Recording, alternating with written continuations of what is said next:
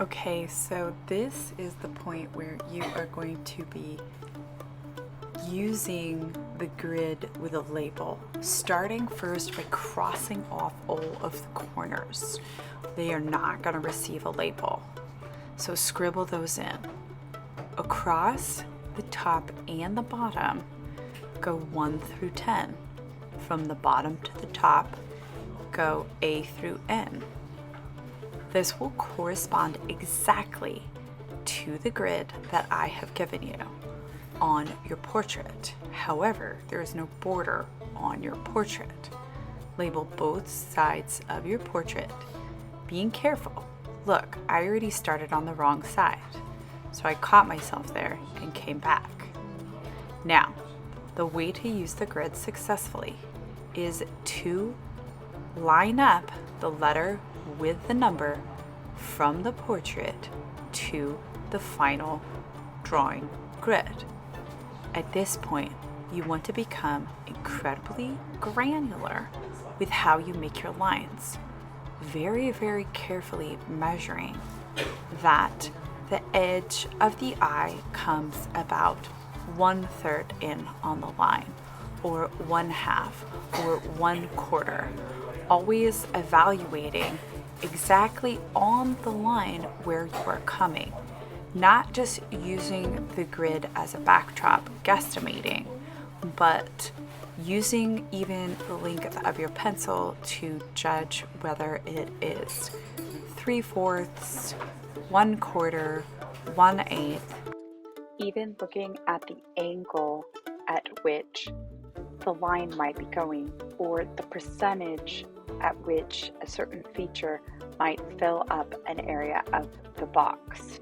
For example, the lips, how high is the bottom up from that bottom line?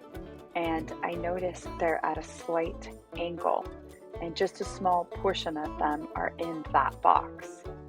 Looking at that box right there, finding the exact spot, seeing the middle line of the lips is almost directly on one of the lines of the grid, but drawing around it. Popping in the features just like the realistic video that you saw already by Dan Beardshaw will allow you to have a nice anchor point and feel like you're getting somewhere a little bit faster, and just sort of give reference point for the drawing overall as you go on to darker areas of value.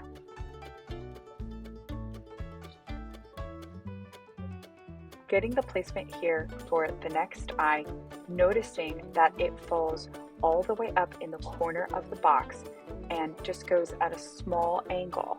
Looking before I move on to trying to finish the eye, I'm going to try to get all the placement for this one particular box first before I move on to another one.